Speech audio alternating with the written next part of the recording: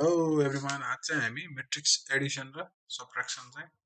गर्नेछौँ। जसले डे 14 वाला भिडियो हेरेको छ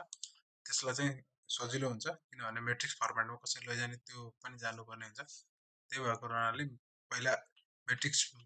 सबट्र्याक्सन र एडिसन गर्नुभन्दा पहिला डे 14 मा कसरी फर्मेटिङ गर्ने, मैट्रिक्स फर्मेटमा ल्याउने नम्बरलाई चाहिँ त्यो हेर्नु होला। त्यसपछि चाहिँ एडिसन र सबट्र्याक्सनमा चाहिँ हामी जानेछौँ। आज चाहिँ डे 15 एडिसन र सबट्र्याक्सन को प्रोग्राम बनाउने छौँ, जसको लागि मैले डे 15 भनेर राख्छु। Day 15 matrix Edison and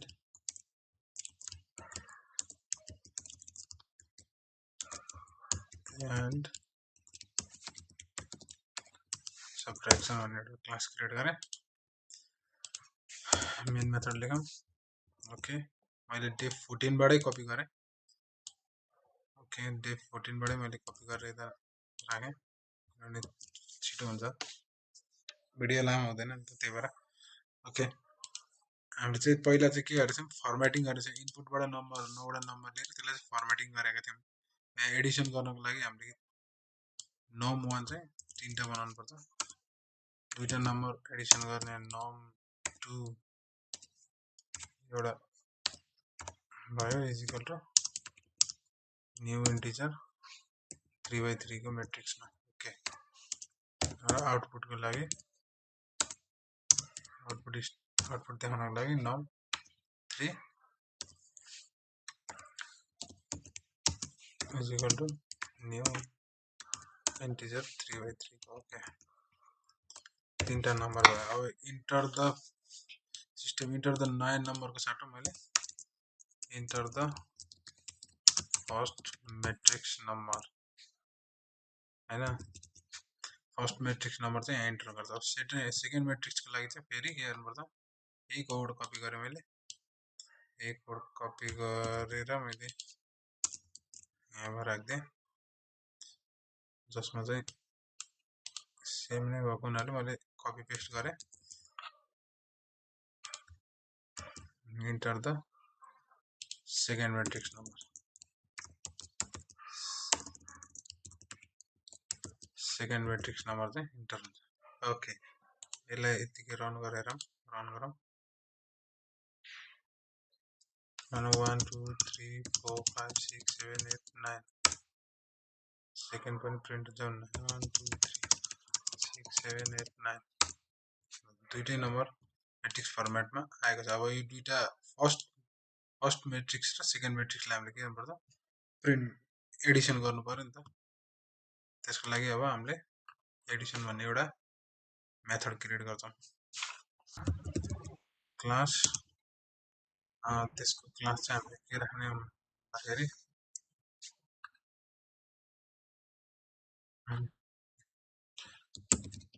initialise भनेर राख्दै, इनिशियलाइज भन्ने एउटा क्लास बनायो, जसमा चाहिँ void, जसको चाहिँ void फंक्सन चाहिँ एडिसन भन्ने फंक्सन बनाऊँ, एड भन्ने। ओके, त्यो भन्दा पहिले एडिसन भन्ने बनाइसकेपछि अब के गर्नु पर्यो, एडिसनको लागि चाहिँ इनिशियलाइज भित्र इनिशियलाइज नै राखौँ। यसलाई चाहिँ मैले यो कोडलाई चाहिँ मैले कन्ट्रोल X गरेर त्यसभित्र राखिदिएँ। ओके, ओके, यति भइसकेपछि void इनिशियलाइज भयो। यति भइसकेपछि इनिशियलाइजेसन भयो क्लास बनाएर, जसमा चाहिँ इनिशियलाइज भन्ने INIT भन्ने एउटा मेथड बनायो। त्यसभित्र इनिशियलाइज गऱ्यौँ दुईटा मैट्रिक्सलाई। र त्यसपछि हामीले यहाँ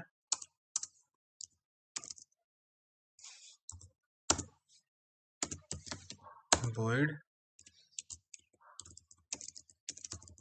एड भन्ने एउटा फंक्सन बनाऊ, जसले चाहिँ एडिसन गरोस्। एडिसन गर्नको लागि फर लुप लगाऊ। For loop integer x is equal to 0 x is greater than 3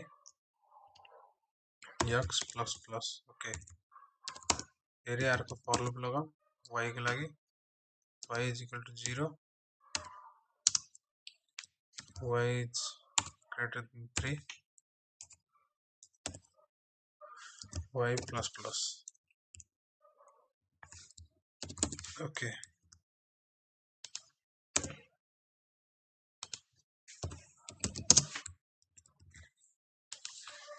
त्यसपछि अब हामीले के गर्नु पर्यो भन्दाखेरि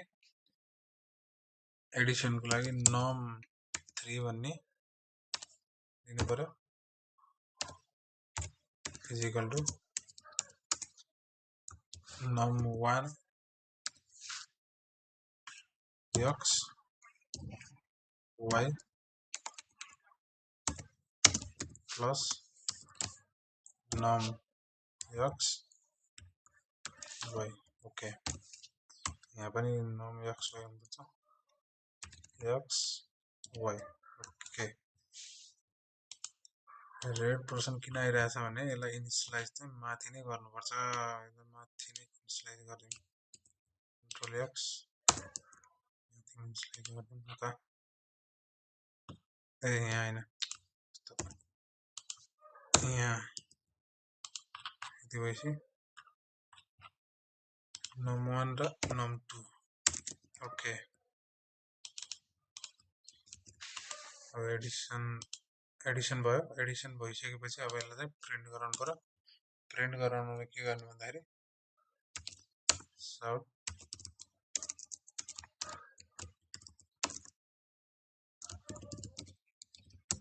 एडिसन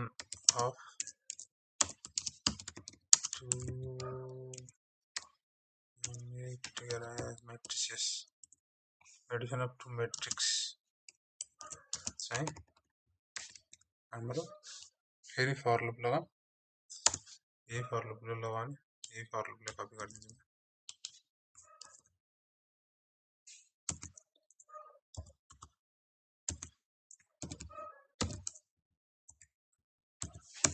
ओके यही फर लुप भित्र चाहिँ अब के गर्ने भन्दाखेरि साउट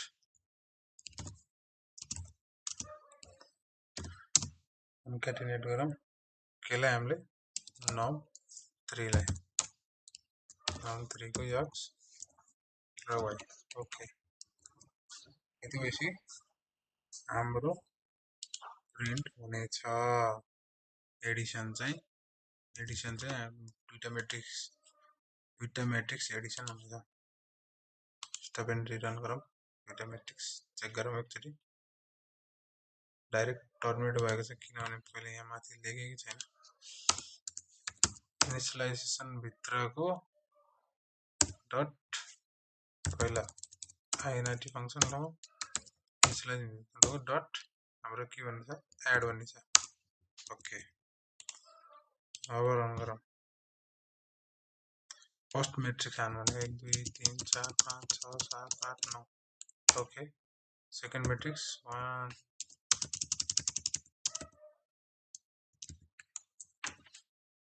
3 3 3 ओके यसले एडिसन अफ टु मैट्रिक्स भनेको 1 1 1 1 1 नै प्रिन्ट गरे यसलाई दिनै पर्दैन पहिले भइरहेछ त इनिशियलाइज भइरहेछ त माथि नै किन दिन मस्त जोक मारा रे यहाँ हँस रे हल्का हँस ओ यहाँ मिस्टेक रहेछ नि त हाम्रो यो त सेकेन्ड मैट्रिक्समा प्रिन्ट गराउनु नि त सेकेन्ड मैट्रिक्समा हाल्ने भनेको नि त यहाँ मिस्टेक रहेछ नि त कपी पेस्ट गर्दा यही इस्यु आउँछ कि आफैले हानेको कोडै हानेको भए चाहिँ मिस्टेक हुन्थेन कपी पेस्ट भएको हुनाले चाहिँ मिस्टेक आइरहेको छ okay num2 dot length okay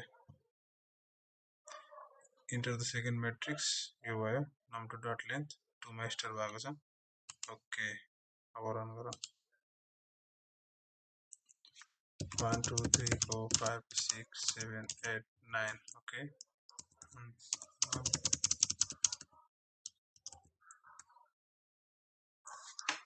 आउन आएको छ 112 212 ओके मेट्रिक्स फर्मेट किन आइराखेको छ हैन यसलाई मैले यहाँ सल्भ गराउँछु त्यो भएर आउँछ अब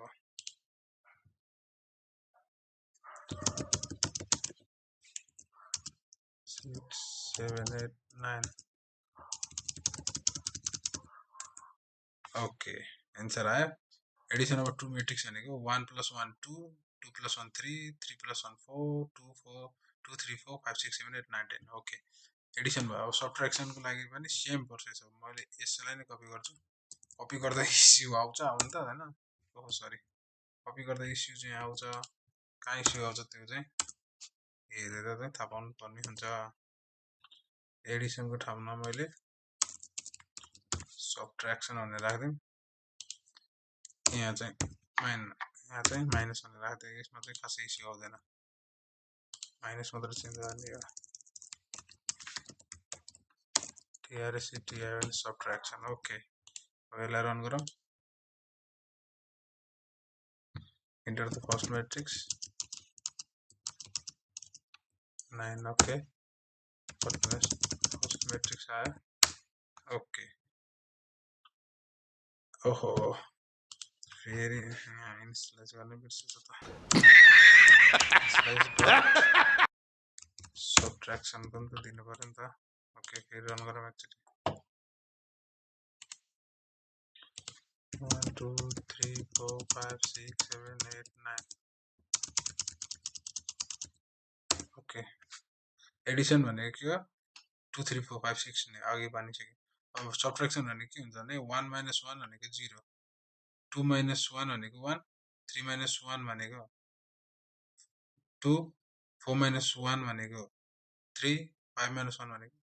4 यसरी नै हाम्रो सब्ट्र्याक्सन र एडिसन पर्फर्म भएको छ अब हामी नेक्स्ट भिडियोमा चाहिँ मल्टिप्लिकेसन गर्छौँ मल्टिप्लिकेसन चाहिँ सेम नै हो अब यहाँ हामीले एउटा मेथड बनाएर मल्टिप्लिकेसनलाई गराउनु त त्यो नि एकदम सिम्पल प्रोसेस छ लजिकल प्रोसेस हो जस हामीले यहाँ चाहिँ चेन्ज गर्नुपर्छ र अर्को एउटा फर लुप चाहिँ जेडको लागि चाहिँ क्रिएट गर्नुपर्छ नेक्स्ट भिडियोमा हेर्नु होला मल्टिप्लिकेसन कसरी गर्ने भनेर ओके